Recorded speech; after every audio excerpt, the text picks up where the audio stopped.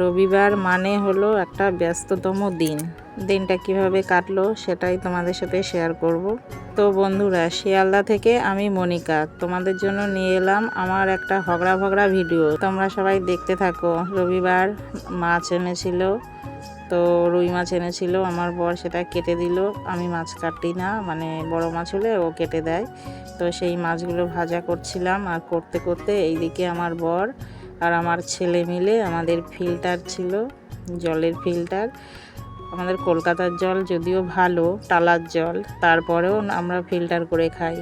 তো এটা হচ্ছে জলের ফিল্টারের যে ক্যান্ডেল হয়, সেই ক্যান্ডেলগুলো একটু ময়লা হয়েছিল, তো সেইগুলো পরিষ্কার করছিল। আর সাথে আমার ছেলে দেখলে তো কত স্পিডে কাজ করলো। তো সব কাজ এরকম ছোট আছে, তো তাই জন্য সব কাজ আমি করব করতে থাকে বাবার সাথে। তো এদিকে ওদেরটা দেখতে দেখতে আমার এদিকে মাছ ভাজাটা হয়ে গেল। আর এইদিকে একটা টমেটো একটু মানে তলার দিকে চলে গেছিলো, আর আমার বর সেটাকে দেখো বাসন মাজা সাবান দিয়ে ডোলে ডোলে ধুচ্ছে, যেমন মনে হচ্ছে যেন ও বাসন ধুচ্ছে, এরকম ভাবে ধুচ্ছে। যাই হোক, ও সবসময় এরকমই করে। আজকে তোমাদের সাথে কিছু ইউটিউবের নিয়ম শেয়ার করব, যারা নতুন নতুন ভিডিও করছে অনেকেই জানে না। ধরো তোমাকে কেউ সাবস্ক্রাইব করে গেল, করে তোমাকে বলল যে ব্যাগ দিতে, তুমি কিন্তু তাকে ব্যাগ দেবে না। 24 ঘন্টা যাবে, তারপরেই কিন্তু তুমি তাকে ব্যাগ দেবে। 24 ঘন্টার আগে যদি তুমি তাকে সাবস্ক্রাইব করে আসো, তাহলে কিন্তু দুজনের দিক থেকেই ফলোয়ারটা কমে যাবে, বন্ধু কমে যাবে।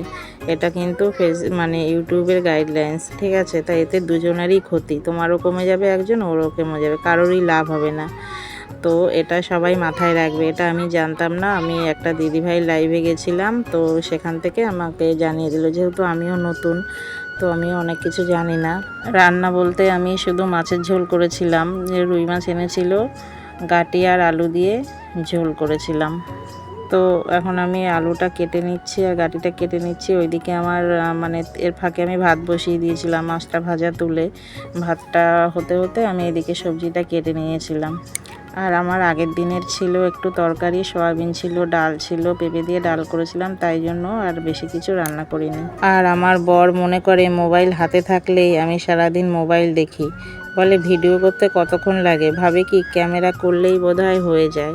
ওদেরকে কে বোঝাবে যে ক্যামেরা করলেই ভিডিও হয়ে যায় না, সেটাকে এডিট করতে অনেক সময় লাগে, তারপর ভয়েস দেওয়া, তারপর ভিডিওটা আপলোড করতেও প্রায় আধা ঘন্টা সময় লেগে যায়।